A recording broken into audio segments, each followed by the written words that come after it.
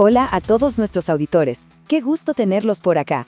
Bienvenidos a su canal Artículos y Publicaciones. Bueno, vamos directo al grano, porque hoy traemos un análisis bastante intenso. Vamos a desmenuzar este choque diplomático sin precedentes entre Chile y Estados Unidos. Un episodio que de verdad ha sacudido a la política exterior reciente. Lo que haremos será revisar los hechos, los datos y esas declaraciones cruzadas, manteniendo como siempre una mirada totalmente imparcial sobre lo que realmente encendió esta tormenta geopolítica. Y para entender cómo escaló todo esto tan rápido, tenemos que mirar las primeras reacciones. Imagínense el clima. Según un reporte de Cooperativa.cl, el exministro de Hacienda, Nicolás Eyzaguirre, habló en el programa El Primer Café. Y bueno, no se guardó absolutamente nada. Acusó directamente a Estados Unidos de actuar literal como un matón con estos nuevos aranceles sorpresivos. Su punto era que la molestia de la diplomacia estadounidense ante las críticas desde Chile era un caso de, y cito, el ofensor se da por ofendido. Pero claro, del otro lado, la respuesta no se hizo esperar. Y vaya que fue contundente.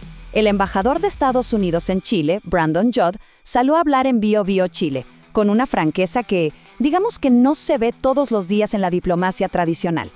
Frente a las críticas de que se estaba violando el acuerdo bilateral, Judd lanzó la pregunta de si los ministros chilenos siquiera habían leído el Tratado de Libre Comercio, básicamente sugiriendo que opinaban sin estar bien informados. Sección 1. El origen del conflicto. El 12,5%. A ver, ¿qué fue la chispa que encendió esta guerra de declaraciones?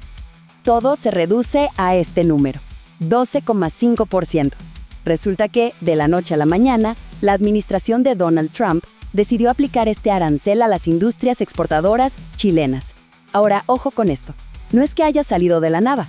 Fue más bien una escalada a partir de una penalización del 10% que ya había vencido, apoyándose en una vieja ley comercial estadounidense de 1974.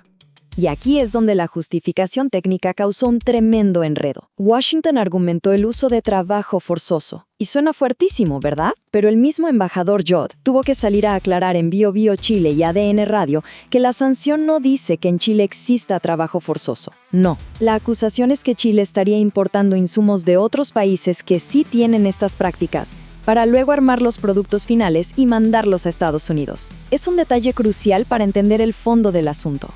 Pasamos a la sección 2, cruce de declaraciones. El choque.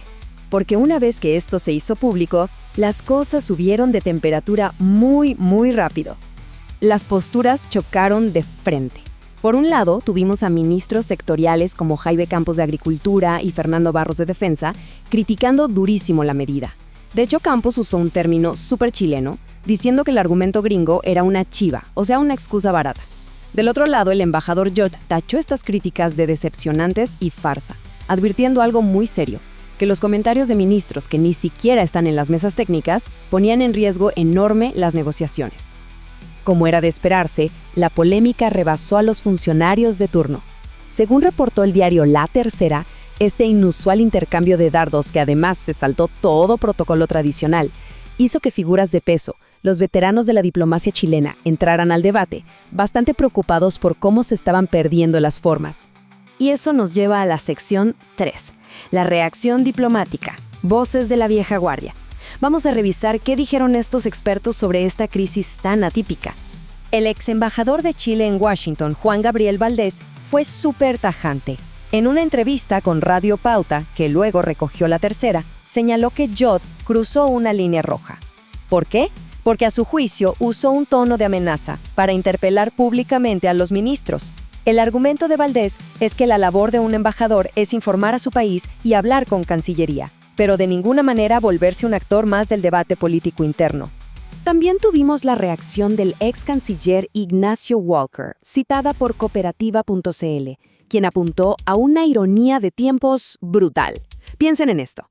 Apenas 20 días antes, el canciller chileno Pérez Mackenna se reunía con Marco Rubio, reafirmando que Estados Unidos era nuestro socio estratégico. Y ¡pum! 20 días después, cae el arancel del 12,5%. Walker notó que a otros países vecinos se les dio un trato más suave y remató con total sarcasmo. Con esos amigos no necesitamos. Ahora, las críticas no fueron solamente hacia el norte. También hubo bastante fuego amigo. El actual canciller, Francisco Pérez Mackenna, recibió cuestionamientos duros. Figuras como Izaguirre pedían que Cancillería fuera la única voz oficial. Se le criticó mucho a Pérez Mackenna haber guardado silencio durante 4 largos días.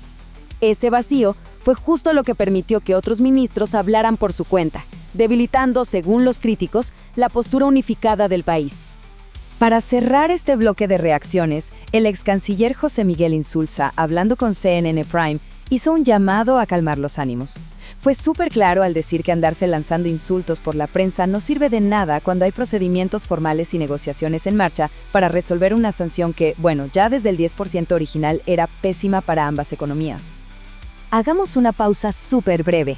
Si están encontrando valor en esta revisión de los hechos, los invito ahora mismo a suscribirse al canal Artículos y Publicaciones. Contar con su apoyo nos ayuda muchísimo a seguir trayendo estas explicaciones a fondo de temas que a veces son súper complejos, pero presentados siempre de forma estructurada, directa y muy objetiva.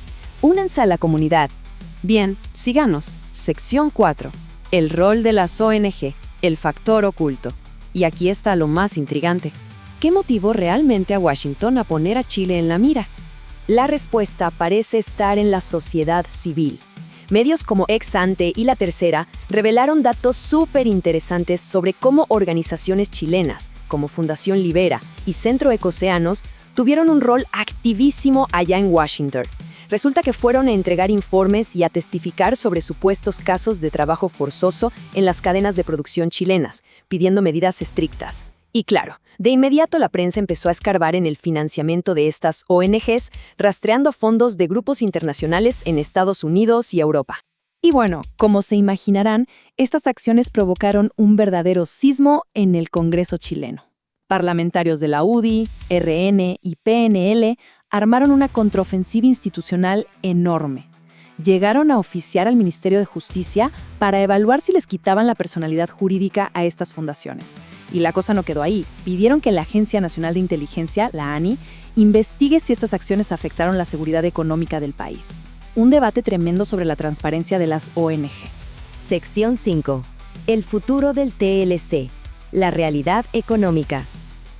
Dejemos de lado el drama político por un momento y veamos los números duros, porque aquí es donde se define qué está verdaderamente en juego. Si miramos los datos oficiales, el impacto del Tratado de Libre Comercio ha sido increíble. Desde que se firmó en 2003, las exportaciones chilenas no relacionadas al cobre dirigidas a Estados Unidos literalmente se triplicaron para el año 2022. Estamos hablando del despegue de industrias enteras, el salmón, los arándanos, la madera. Son 2 décadas de un éxito tremendo que hoy de pronto se ven bajo la sombra de esta barrera arancelaria proyectada al 2026. Para dimensionar esto mejor, tomemos los datos que dio el exministro Felipe Larraín en BioBio Chile. Estados Unidos no es un cliente cualquiera, se lleva el 15% de las exportaciones chilenas. Es el segundo socio comercial más grande, solo superado por China.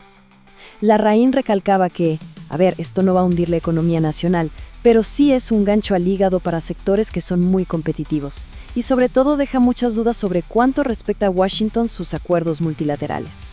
Pero a pesar de todo el ruido mediático, hay luz al final del túnel. El trabajo técnico sigue en marcha. Hoy por hoy las negociaciones están a cargo de la subsecretaria de Relaciones Económicas Internacionales, Paula Esteves, y es tan así que hasta el mismo embajador estadounidense reconoció su capacidad técnica. Esto nos dice que las vías formales siguen abiertas y que existe la esperanza de que conversando de manera estructurada y sin tanto micrófono de por medio, se logre desatar este nudo comercial. Todo esto nos deja con una reflexión súper profunda para cerrar este análisis.